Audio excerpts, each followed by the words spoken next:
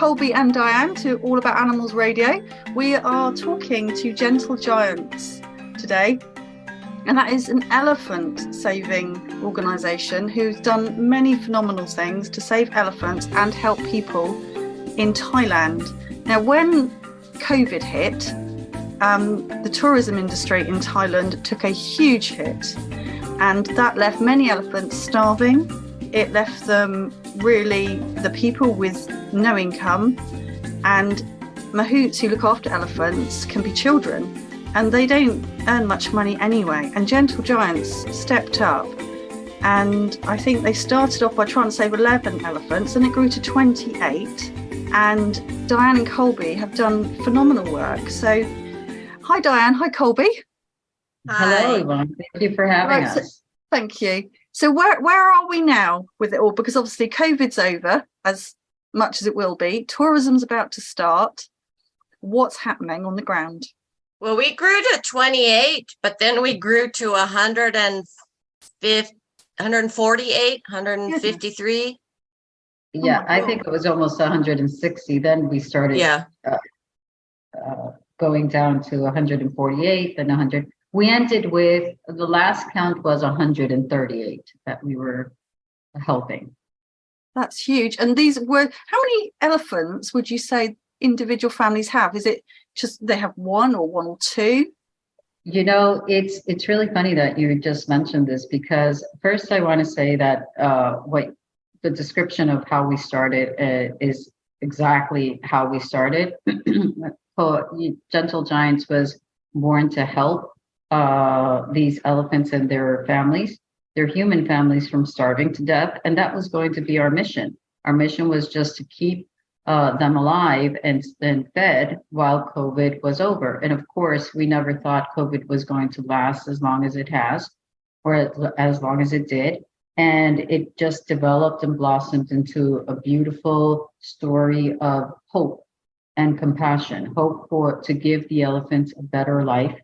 And not only the elephants, but also their caretakers, hope that they would never have to go back to a life of slavery, and that their caretakers would be able to stay home with their own families and enjoy a decent, a life full of dignity, as well as the elephants. There was a lot of hope that went into that. It just started developing as Gentle Giants grew. We're a very young organization, just 2.5 years, because that's what COVID has been around. And with this, but now where are we? As COVID has died down and the tourist industry is coming back, then this hope is starting to disappear, because the tourists are driving this, or they're demanding to have this close interaction with elephants, and the owners are being taunted with amazing amounts of money, like incredible amounts of money to have their elephants. So we're fighting. And to go back to your question before we get into what's happening, is that one elephant, right now we're trying to save an elephant whose name is Mue Mue. She's the mother of the elephant, Kham Saen, baby Kham Saen, who we just rescued. And people are telling us, are we going to be able to save this mother? Are we going to be able to rescue her? And to go back to your question, an elephant doesn't belong to one or two families. This elephant in particular belongs to 7 families. Oh, goodness. So that one elephant supports 7 families.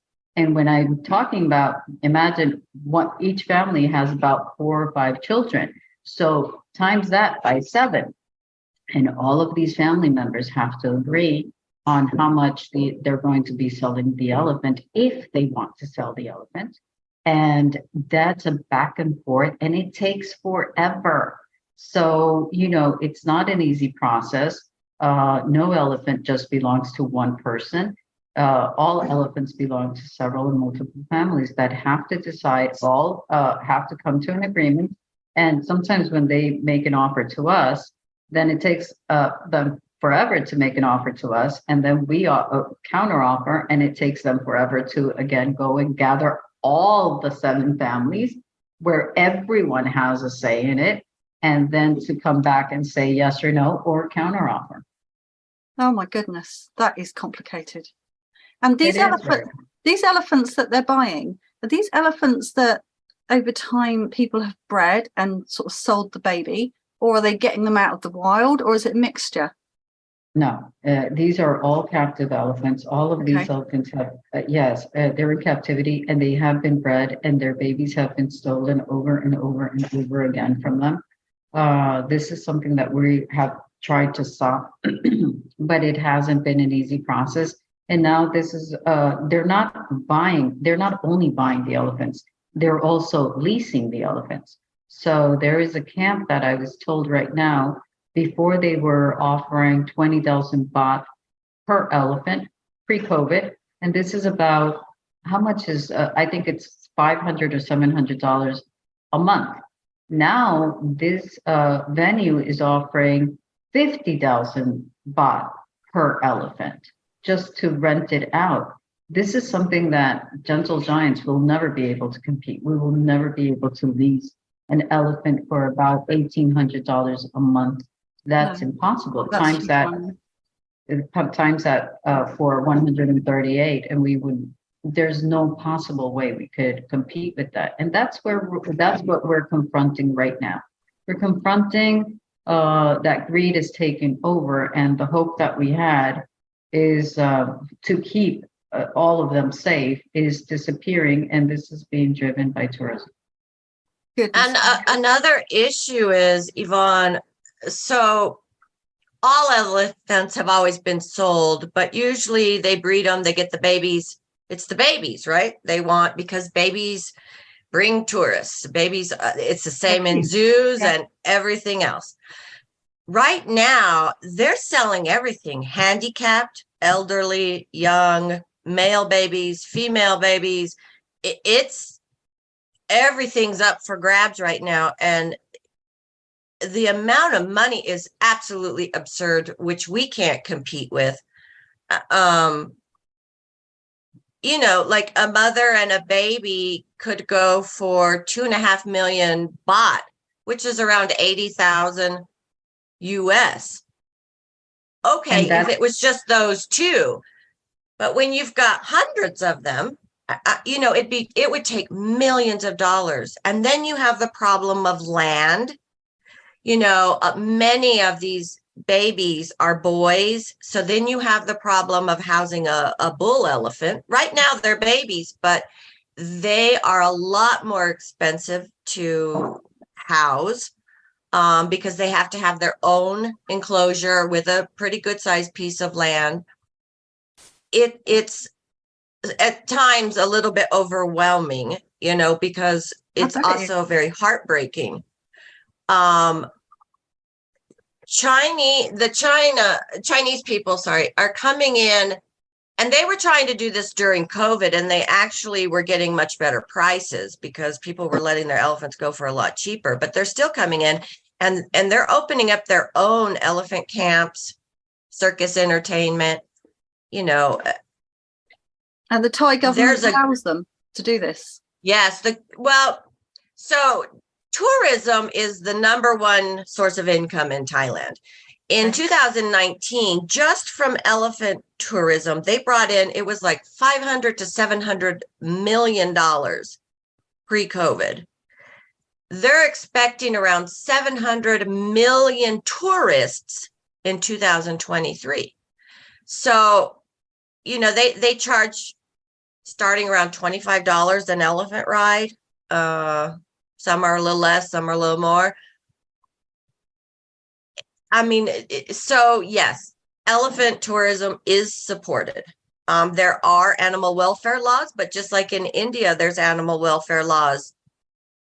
And, you know, there's a lot of loopholes, it seems. You know, LEC, our partner LEC is working in Parliament, but it's not just the law, because let me give you a quick example, and then I'll let Diana. So the begging elephants, it's illegal for begging elephants to be on the streets, right? So they're in the back streets. A policeman sees this. He doesn't have anywhere to take the elephant.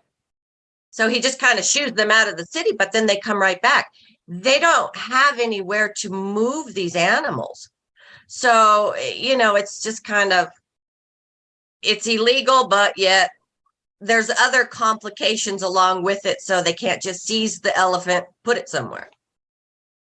And the government has never tried to make their own sanctuary or say to, sanctuaries such as Elephant Nature Park, look, we've seized this elephant, can you take it?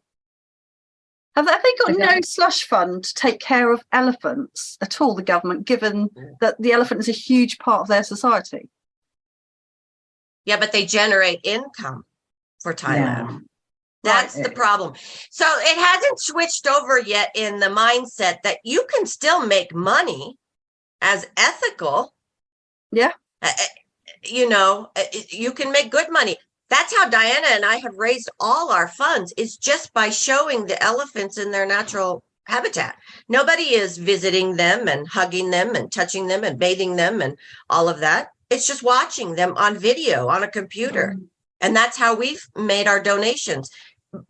But it's hard to change, many, many decades of culture that this is how they believe they have to make money. And how has it gone since you did COVID? And obviously you did the people a good favor, and they in return kept their elephants at home. You bought crops from farmers to feed the elephants. You made sure people didn't starve. So has that kind of made a bridge? That has made a bridge, but at the bottom line for them, the most important part is money.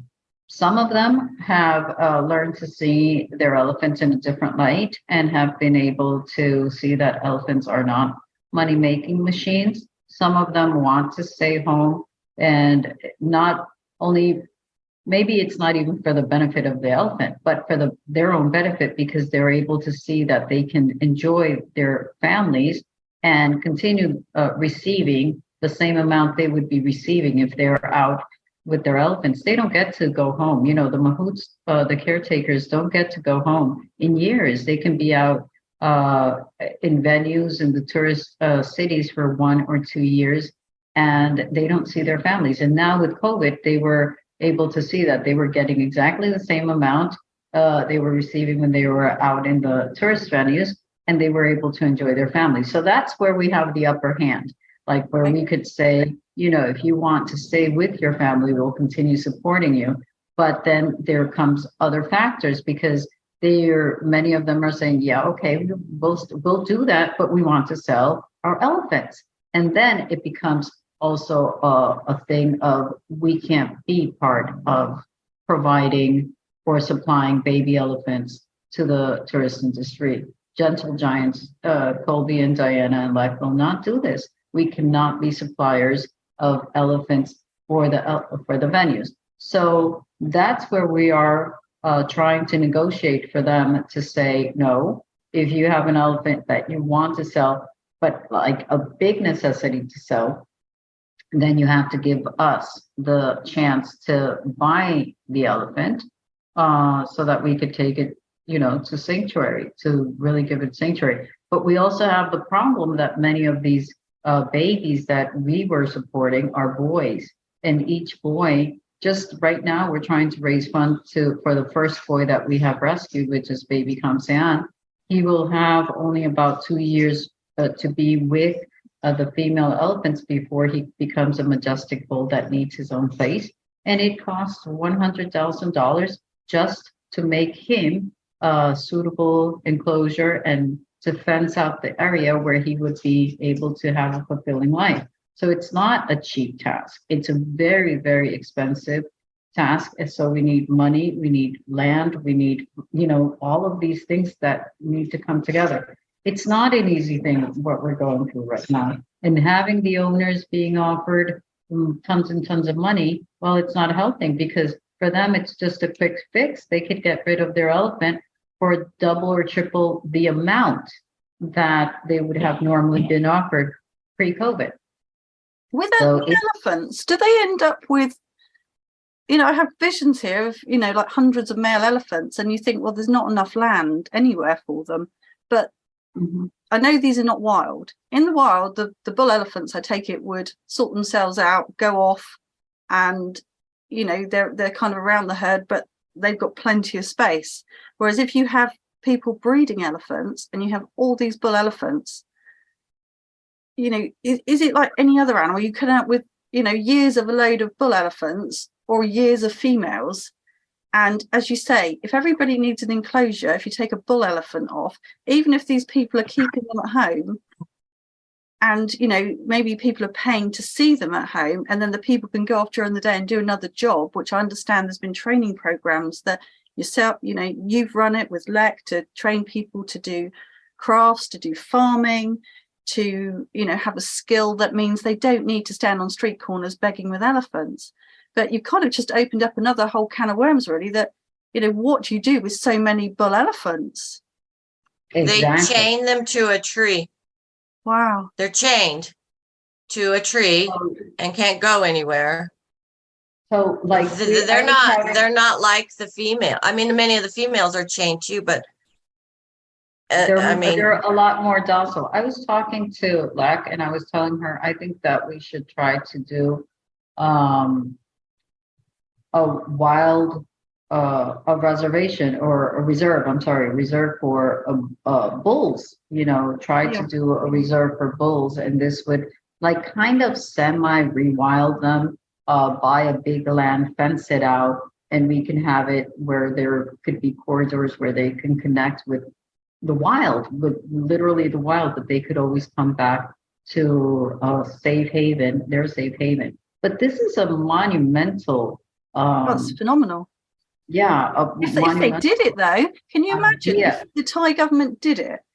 If they had, like they have in China, they for the pandas, if they had a kind of win-win where they have the reserves, people have viewing points and things. It's a huge tourist industry. They still earn their money. The animals are thriving wild. It does take a government to want to do that, which the Chinese have done with the pandas, but it's huge, isn't it? Yes, but the government is not going to do it. And the reason why is because they're receiving the money without putting in the effort. Why would they? You know, it's not like they're losing out on anything, having all these bull elephants being taken to logging or to, and the bulls are the ones to suffer the most. The bulls, you know, before I used to think, when I started advocating for elephants, I used to think that it was the females because they're raped over and over and over again and their babies taken away. And then I would say, oh my goodness, it's worse for the females. And it turns out that really it's worse for the bulls in the sense that they never have a moment of peace, like no peace. They are always heavily shackled. They're always being beaten. You know, they are tortured. And this is from the moment they are turned into slaves to the moment they die. They are. Oh, I've seen the images. It is horrific and it is incredibly sad. And I can't believe that. I mean, to me, that's a stain upon a country. You know, if it was me in government, I'd be thinking, right, climate, sustainable tourism. How do we get our money? How can we clean up this mess that someone else has left in, you know, last government or whoever was in power? You think that they would, you know, they've got so much to lose with the climate, and elephants are such a keystone species. You know, they are so important. If they would just sort this out, the amount of wins is just phenomenal, isn't it? You would think, wouldn't you? Like it all makes sense. It's like I don't see the problem, but right, you know, unfortunately, humans operate on crisis and not preemptive problem solving. We wait till it's already too late.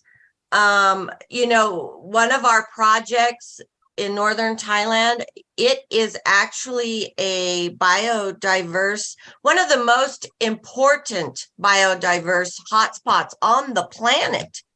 It has to be protected. Okay. I mean, it's for the climate, for everything. Putting these elephants of ours back there because they're there already, it just makes sense, but it's money. People think in the here and the now, not what's going to happen down the road, unfortunately. And when you're offered more money than you've ever had, it's tempting, isn't it? No, and we can understand it. You know, everybody would like to have their mortgage paid and be out of poverty. Yeah, going back, we're always thinking that the government should the government should change, the law. But going back to the real issue, and the real issue is the tourism. The tourists, if tourists were to refuse to take part in any of this, it doesn't matter what the government does. Money is the greatest law that walks the earth and rules the earth. So if all tourists would come together and just refuse to take part of any of this abuse, any of this cruelty, then they would be forced to change. Even when we were in Thailand in 2021, November 2021, we interviewed with many of the owners that we supported, and they themselves say that they prefer the tourists not to be touching their elephants. They prefer the tourists not to be bathing or being near the elephants, that it's much easier for them to just have the tourists be observing from afar, because it puts the mahout in danger every time that the tourists are so close. But they will do whatever the tourist demands. And this is what has been happening. We're always saying the culture and the country, or the laws that are not in effect and whatever. But really, the greatest culprit of all are the tourists. Because I wonder, did the tourists ever really know?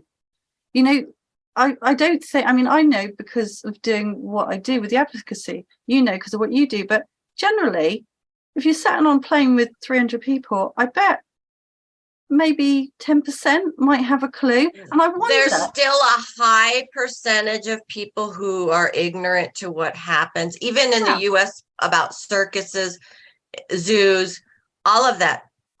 But at the same time, we have such a vast amount of knowledge right at our fingertips, called the internet. It's amazing that people don't. I don't know. It's a difficult thing. It just doesn't occur, I don't think. More than that, I want to, more than the internet and more than anything else, it's common sense. Yeah. It's common sense. You can't, as a human being, as an intelligent, actually, they say we're the most intelligent. I beg to differ, but as an intelligent being, you really have to ask yourself, how do they get a 600, 800 toddler, 800-pound toddler to stay still so that you can take a selfie with him or her? But common sense isn't common, is it, anymore? With the world we live in, it's not. But many people continue hiding behind the veil of I didn't know, and you just have to observe. Use your own eyes. Is that I didn't see. We are very similar to many other species, elephants being one of them. If you look at a picture of a baby elephant, a happy one, and a baby elephant who has become a slave, it's right there in front of you. A baby elephant, just like a human toddler, will be looking down, completely scared. Their demeanor, their behavior, the way they handle themselves is very similar to the way a human baby does when they are being mistreated, or when they are full of fear. You can see the baby elephant that hasn't been fed. You can see a baby elephant when they are scared. You see they're not interactive. They're not behaving like a puppy, like a human baby, or like an elephant baby. Well, then we get the problem, though, that the tourism industry sells the tickets. Now, I saw one literally 2 days ago. I can't remember if it's on Twitter or on the news, and a travel agent was advertising something to do with elephants, and there was a picture there of someone by an elephant in a river or something. So I clicked on it just to have a look, and they were selling tickets, and they had made it look so lovely. Yeah. So somehow it would be really helpful if those huge animal charities, the big ones with the millions in the bank, had a worldwide campaign. It's not being horrible. It's saying, tourists, please don't do this, support that. And then you've got all the links. And I have to say, the climate conferences could do a lot more as well. We need biodiversity. We need our forests. elephants are a keystone species. The ones that are taken out and put into zoos and in chains are out of natural selection. They're out of the gene pools. It's just, as you say, the mothers are being raped and it's bad breeding anyway. So if all these organizations would realize they're not even going to lose any money at the end of it, it is still tourism, but it's sustainable tourism, which we all need. I mean, it could just literally sweep through change, couldn't it? I saw in Times Square this week that they put the pictures of the two pandas up from a zoo where they weren't doing very well and one poor thing died. But it was in Times Square. They had these images up there to tell tourists and tell people what was happening. If they can do that for that, why can't they do it for this? You know, and exactly. just we need Yvonne, it's like people. So people, let's do the tiger selfies. Who in their right mind believes they can go stand next to a wild tiger? Come on. Those tigers are so drugged, you can see it. But people just, I think humans are, like Diana has said, humans are so me.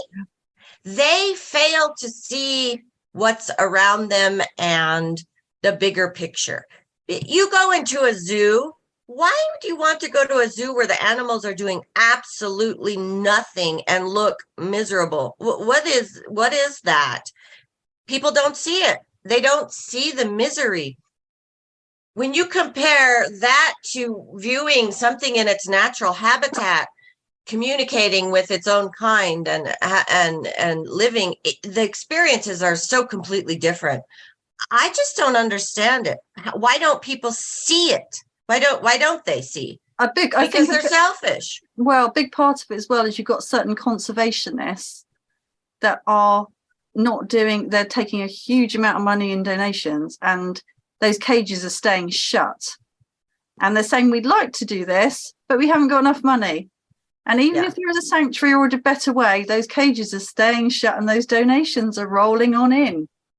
And I think if reporters or someone, you know, with an interest in biodiversity and wildlife would really now sort out what is good and what is not good conservation.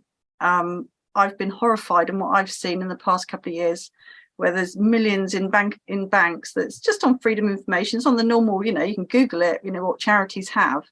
And you think, well, hang on a minute, with all that money, someone who saves turtles told me a while ago, they said this particular conservation has something like 800 million or have this or that. And you think, but that should have solved that problem. And it didn't.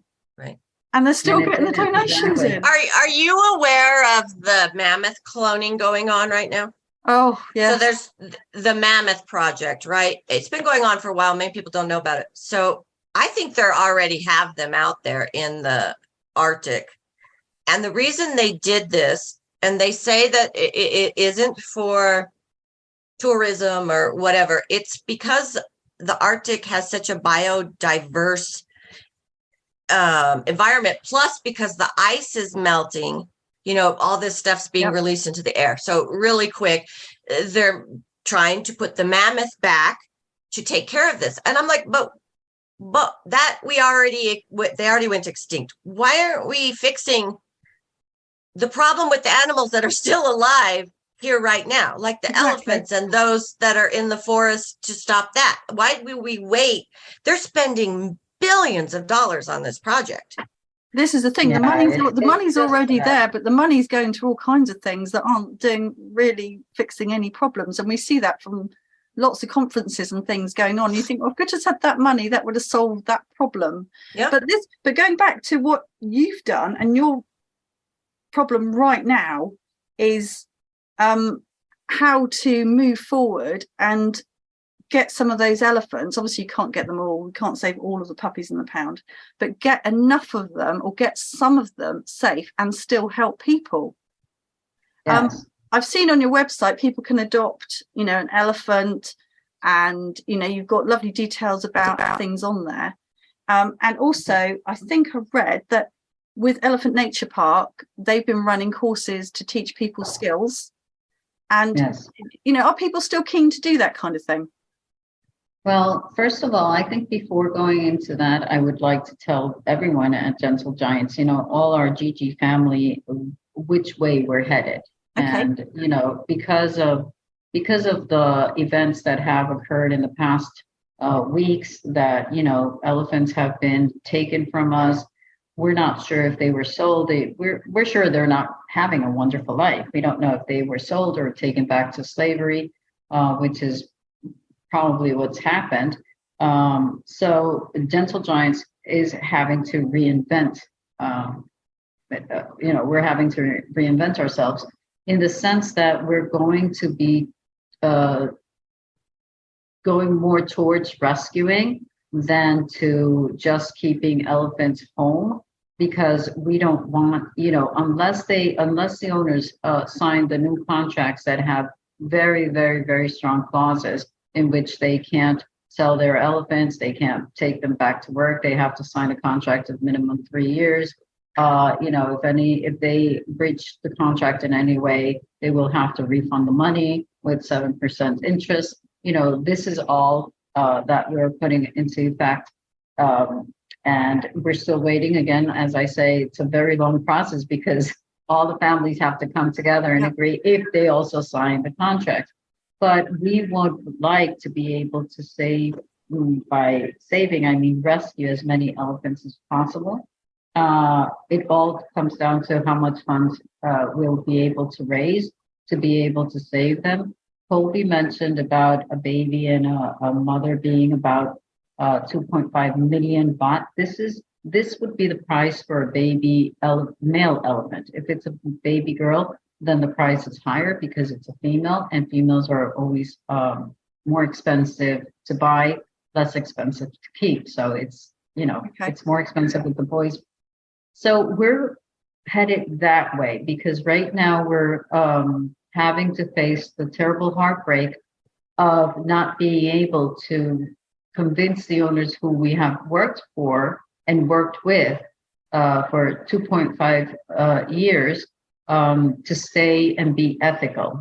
Right now their hearts have turned into money. I want money, money, money. And this is something that, we're pushing back, but obviously we won't be able to save the elephants. We have created a rescue fund so that we can be ready to rescue anyone, when they come up for sale, because they give us just very little, few days. Like with Kham Saen, they said, okay, we'll give you the option to buy this baby elephant, but you have to give us the funds in a week.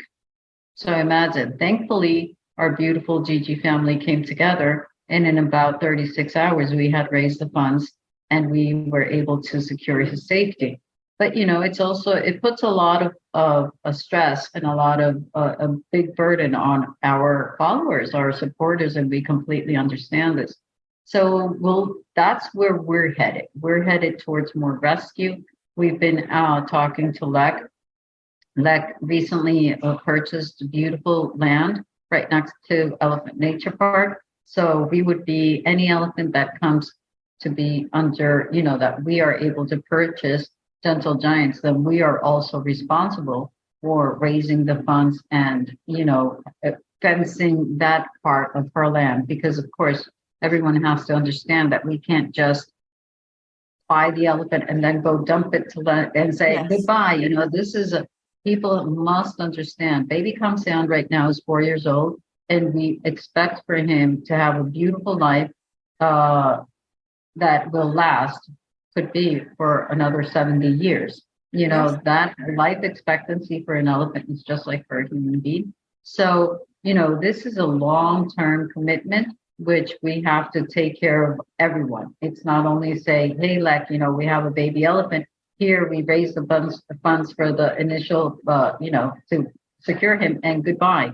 We have to really try to take care of the future. Just like when you have a child, this is, it's like if we had just birthed our baby and now we have to secure its future and its well-being for the rest of his natural life. So that's something that we want people to understand. And we want people to know that we are doing our very, very, very best to try to keep everyone safe. But as hard as it is to admit, we won't be able to. We are going to lose many elephants, and we're going to lose many elephants to abuse and cruelty. And there's just nothing we can do about it. And, you know, we have kept our promises all throughout the way, but we have also always said we will always be upfront and completely transparent and honest with what is happening, because this is the people contribute and you know, and they help us to see change and to see hope and to see that their funds are going to where they are must go. And it's always been like this. You know, just like you say, anyone can go and Google how much we have in the bank, and it's not much, because everything that we receive, we send out to keep everyone safe. We've never kept anything, or, you know, people could look at our books and that's the thing though now. I mean, people are so skeptical of many charities, and you know, we being upfront and honest, especially with what some conservation groups have done and hoarded, you know, is and it's usually the groups such as yourselves that are just, you know, literally every penny, every euro, every dollar is going to where it should be going, and, you know, working incredibly hard. With can I just ask you, with some of the elephants that were home for 2, maybe 3 years, when they were home, did they, I mean, I've seen a few pictures on Twitter, and, you know, one guy was out with his 2 elephants wandering about, and first of all, I was a little bit confused because he was saying, oh, you know, I'm on a stay at home thing. And then I realized it must have been one of your elephant owners. And he said, I really like, you know, my elephants, you know, just wandering about and doing this and doing that. And I just wondered how many elephants, when they were at home, how does it work? Because I appreciate that not everybody's probably got a huge back garden where they can just let a few elephants roam around. Or is it that where a lot of these people live, you are allowed to let your elephants roam, you know, a bit like a national park or something? How did it work for them to be at home?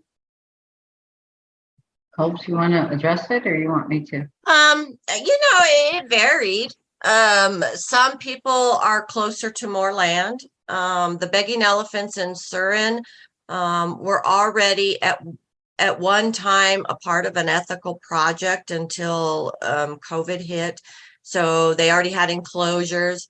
You know, we set up enrichment things like the tires to play with, tubs for the babies. There is water sources nearby that they would take them to, and they alternate. I mean, they weren't just, you know, thrown out into the wild. But pretty much everyone we had, they went on walks, they went to the river, they, you know, they grazed and roamed in their area. Obviously they had to be on drag chains at night, because many of these people don't have the type of enclosures to protect the elephants at night, which is understandable. They were not chained during the day. Up at Omkoi, those elephants were actually in the forest, roaming wherever they wanted. Now their mahouts were out there. Yeah. Their mahouts were with them to make sure they were safe, to keep them out of crops and away from wild elephants. But they basically were just in the forest doing what they do. So they've had 2 to 3 years, probably, of healing.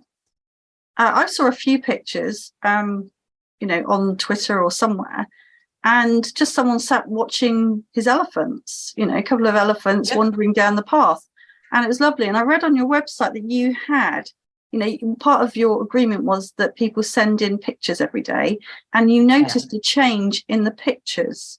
So, you know, that people were all of a sudden, look at my elephant doing this and look at this. They were kind of, it's like when you change the way you look at things, the things that you look at change, and they kind of changed the way they saw their elephants. And I just wonder how many people, you know, and even if it's one, you know, it makes a difference. So did you find many people were changing the way they looked at it? And you think that even if they do go back to work, I'm not saying it's perfect, it's not, we don't want these elephants working, but do you think that in some small way, anything will be easier for the elephants after 2-3 years off? Well, we saw many people at first when we started asking them to send the pictures and the videos. We would see many of the elephants not looking good, and we started telling the owners, let the elephants go into the water, let the elephants roam, let the elephants be close one to another. And they started seeing how the relationship between the elephants developed and how different the elephants looked. And we had many owners say that they saw how beautiful their elephants had become to them, that they had never even noticed or even been aware. There's something really funny about Thailand and the owners, and even the Taiwanese in general, that they don't see elephants as sentient beings. They just see them like a chair. It's like they're something that you work. And yeah, it's not something that they really see. And they started seeing the change in their elephants, and many made the comments that we're so happy to see them interacting and how they are behaving. So I think right now, even the one of the journalists, Mark Stratton, he went to Omkoi, and many of the owners told him that they were so happy that they didn't have to be so hard, or they didn't have to be hard on their elephants. They could just let them be elephants. So of course they have been able to see, and this is where we still have hope, that these people will say, I don't want to be hard on my elephant, that they have created a bond through the lens of taking the pictures and seeing their, because they have to see what they're sending us. If we saw something that we didn't like, we would immediately go and say, hey, you know what? This elephant, something is wrong with this elephant. And we learned, for us, observation is one of the best ways to know what an elephant is feeling and going through. And it's become very easy, I know, for Colby and for myself, because of the expression. Elephants speak volumes just by the way they look, the way their demeanor. So we would always have to if we saw something funny, which was in the case of Bai Toy, that's why I hounded Lek and telling her, Lek, something is wrong with her. We see it. They're killing her. Something is wrong with Bai Toy. This baby girl needs our help. She's dying right there before our eyes. And we kept pushing the owner and threatening him to stop support. But we also wanted to know that Bai Toy was how she was doing, if she was going to survive. And finally, she was moved to EMP, and hopefully she'll stay there forever. So many people, going back to what you're asking, is yes, the owners have seen a change, and yes, they do like the change. Unfortunately for them, right now, again, because tourists are demanding this close contact with the elephants, then again, they're being like, oh, well, yeah, it's a nice elephant, and I would love to see the elephant happy, but the money is so good, and they're, again, greed is taking over their soul.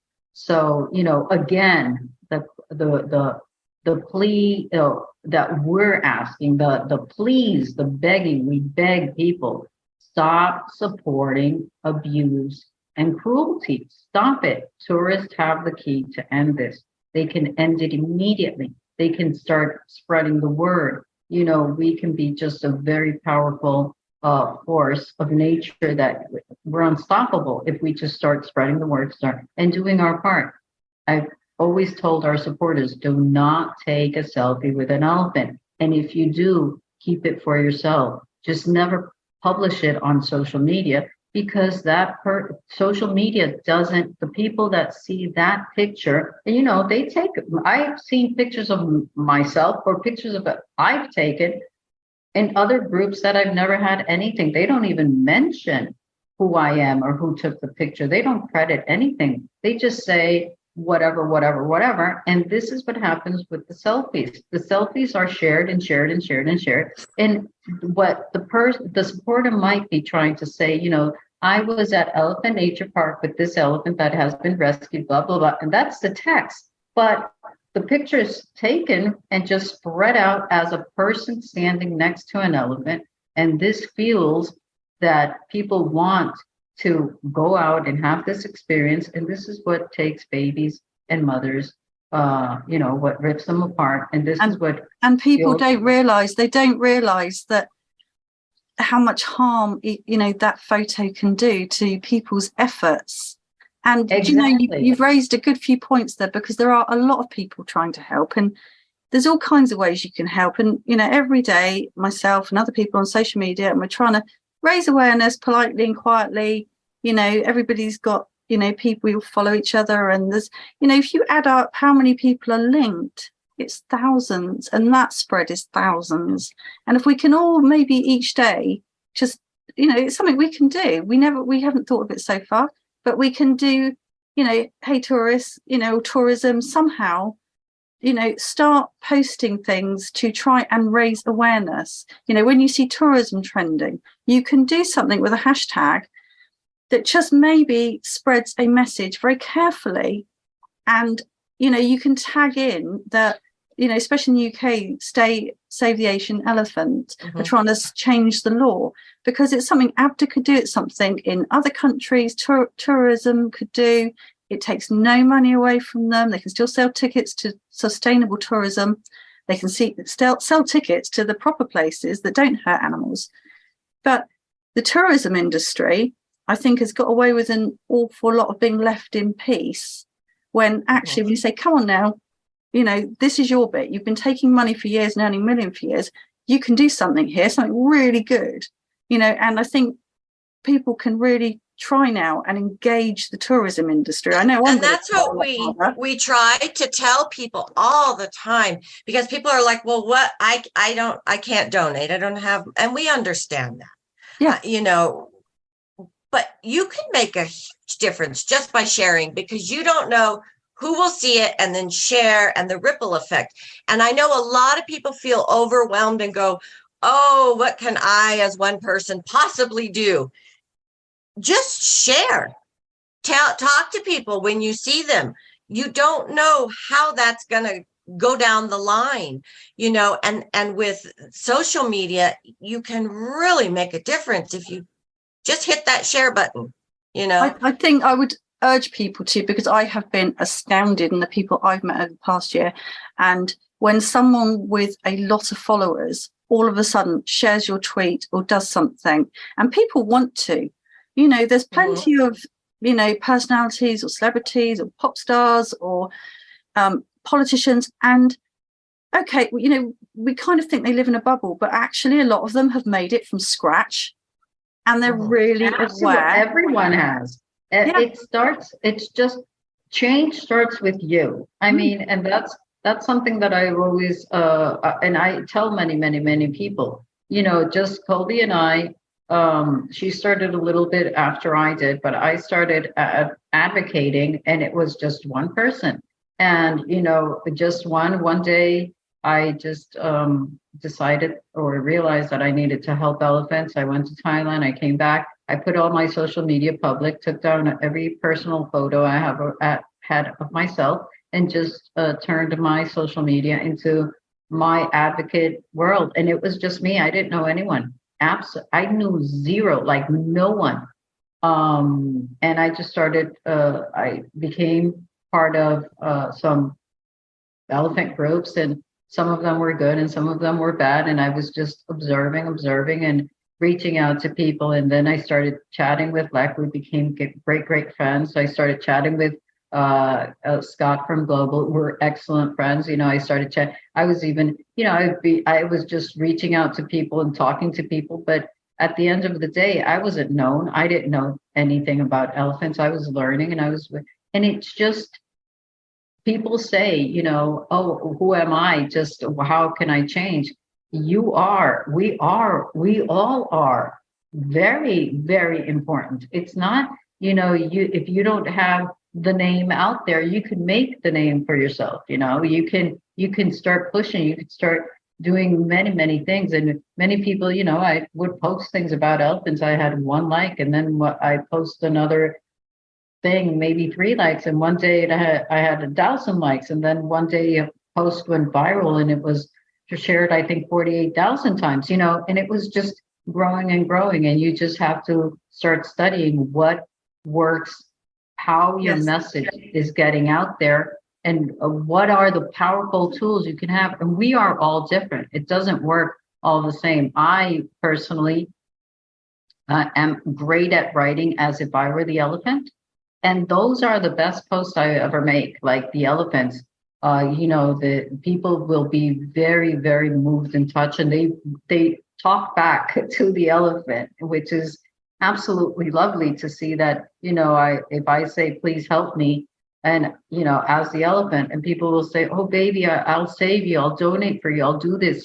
People find this bond of this connection, and it moves people. But that works for me. It doesn't work for everyone. Some people, are excellent. Colby's excellent at writing things that are very punctual, a lot of things with a lot of information and everything. Sometimes but I can do it, but it's a lot more effort than if I write as an elephant.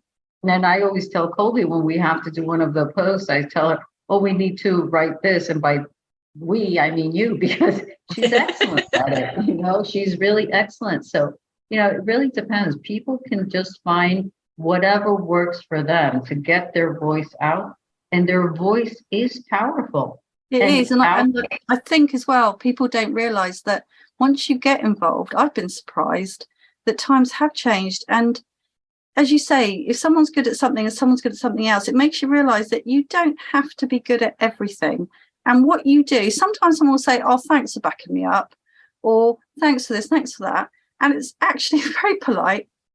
And as you say, it's just getting a message across, but you find yourself almost not lonely in your cause.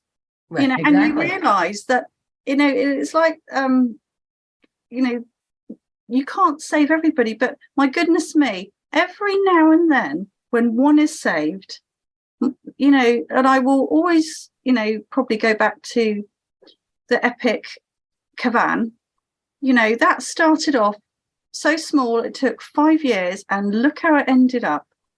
And people that I worked everywhere. I was Diana. Part of, yeah. Cavan is our cause. We were Team Cavan. We started it all. It's really funny. I remember the day that Mark, I can't remember, Mark Crown, emailed us and said, we want to work with you. When Mark is Cher's. Yes, I know who they are. And I remember I was the one that wrote the email, and I said, well, that is great, wonderful. And, if you want to work with us, but it will have to be the way we're doing it.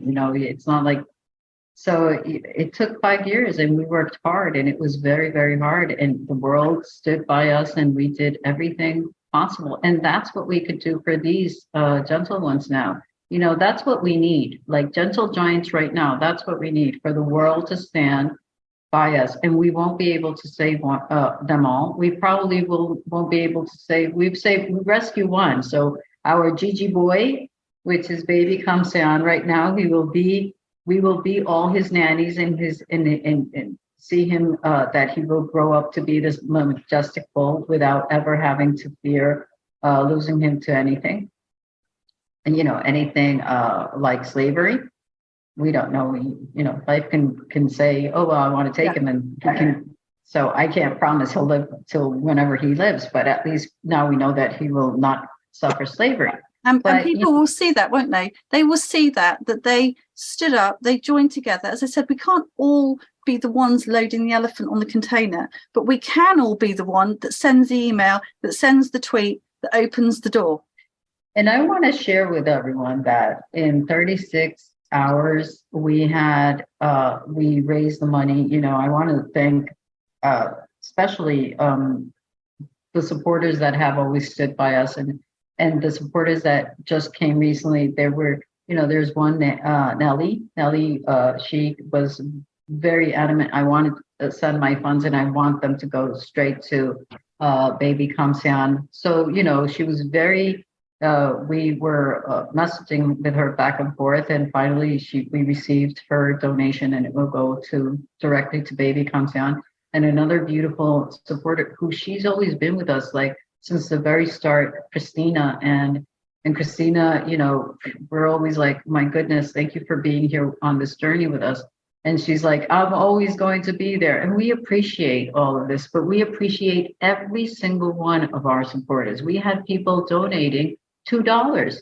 It was really like, I don't have any more, but here are my $2 for baby Kham Saen. And yes, those $2 will be part of his journey because every penny counts. Oh, it does with animals. It absolutely does. Yeah. And I want people to be so proud when we start posting, once he's moved. I want people to be so proud and say, he's my baby. I made this happen. Because we all did. We all, when Colby and I said, wow, 1 week to raise all that money, well, 40 something $1,000 for baby Kham Saen. And, in 36 hours, it was just like, wow, we couldn't believe it. We just couldn't believe it, and now whoever becomes available, we hope to be able, but it's a lot of money and a lot of, a lot of resources that we would need to be able to rescue. And I want to say, I know there are people who hesitate to donate $5 because they feel embarrassed and it's not enough. And don't. $2, $5. We have 15,000 followers just on Facebook. If every one of those 15,000 followers donated $1.25 a week, which is $5 a month, that's $75,000 a month to go into these rescue funds. What is $1.25 a week? I mean, I know people are like, but no, it's seriously. If people would do that, literally every penny, get a jar, throw your loose change in it, and at the end of the month, whether it's $2, $10, whatever, every penny makes a difference right now. I really love whoever started that thing. Sorry, whoever started that thing on, for fundraising, saying the price of a coffee, I think was genius, because I probably was one of those people that thought, oh, it's a couple of quid, oh no. And then the price of a coffee, actually, I can do that. And so can everybody else. And it's kind of made it okay, hasn't it? Yeah.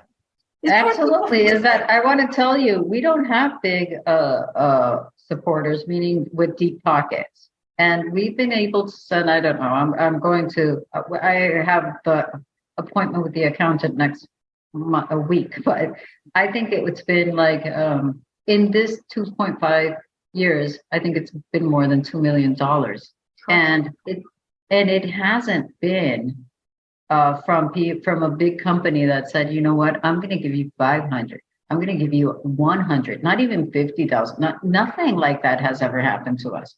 We have all that we have been able to accomplish are from lay people, and yes, we had people that have donated thousands of dollars. I think the maximum we've had maybe was 10,000, if I'm not mistaken. That's been like the biggest donor we've had. But aside from that, it's been very, so 10,000, which is absolutely, we wish we could get that every day and from various sources, but it hasn't been like that. So the $2 million that we have been able to send, out of those 2 million, only one source was 10,000. So the rest has been from lay people sending their 5 here, 50 here, 20 here, 100 here. It really adds up and it really helps. And, we want people to never feel like, oh, I don't give enough, because they do. I think that's lovely. And I think that is probably a really nice note to end on, that people can make such a massive difference. Yes. It's doable. It's sometimes the world is a little bit depressing, and we've got to remember that we can do stuff. And also, it's always nice to work with people. It's always nice to meet new people from all over the world. And, especially if everybody is interested in the same thing, it's kind of like having a hobby where everybody meets up. And it does make you feel good as well. And it works. You're living proof it works. And I love the charities that do things for people and animals, and it just makes such a difference. And it's going to make such a difference for the climate as well. Ultimately, it's what we need. And it's what we need now. It has. And, that is something that Gentle Giants supporters must also know, is that they haven't only helped elephants, they have helped families. And if many of the families or many children did not go hungry, and along with their mothers and fathers, is thanks to their support, because we fed, through our supporting their elephants, we were feeding them as well. Same thing. The farmers were able to stay afloat was because we were buying their produce. Many other families were helped because we were hiring them to build the shelters that we built. So it was a beautiful chain of kindness and compassion that didn't only help elephants. It helped people all over Thailand. And that is something that people have to realize. And one last thing, I do want to, a very, very special shout out to our elephant angel, Elizabeth Palmer, who she has been such an amazing force to Gigi. She has really stood by us and been there for us. And, there have been times where we are very close and we talk very often. And there have been times that she senses that I'm about to pull my hair out because of what we're going through. And she will contact me. And, she's a bit, it's just amazing how many beautiful people we have come across. And she is one of them, Elizabeth Palmer. And I always tell her, she says, I stand with Gigi, and I tell her, well, you've helped so much, is that you are Gigi. So, That's lovely. Colby, final words? Yeah, I just wanted to let people know we just had a recent article by Mark Stratton come out about ethical tourism and our Koi volunteer project, which is up and running. Good. That people can sign up for. Everything's on our website. If you go to our website, which is gentlegiantselephants.org, there's a lot of information there. Past projects, current projects. There's a media section that has past media, present media. We're on Facebook. All those links are on our website. Facebook, Twitter, Instagram, TikTok, YouTube. And always, Diana and I try to make ourselves, it's just Diana and I. So I know we do our very best. We do have full-time jobs on top of this, but we do our best to get back to people right away. So if anybody has questions, they can message us, they can email us. That's lovely. This is our passion. So, we're here for. Thank you. Thank you, Diana. Thank you, Colby. I think we've learned a lot. We've talked about a lot, and I hope this really makes people want to, send a tweet, send an email, maybe adopt a baby elephant and just do something and know that it is so appreciated and it helps. I think that's what we can say to people, isn't it? So thank you so much for joining me today. Thank you. Thank you. Thank you very much, Yvonne.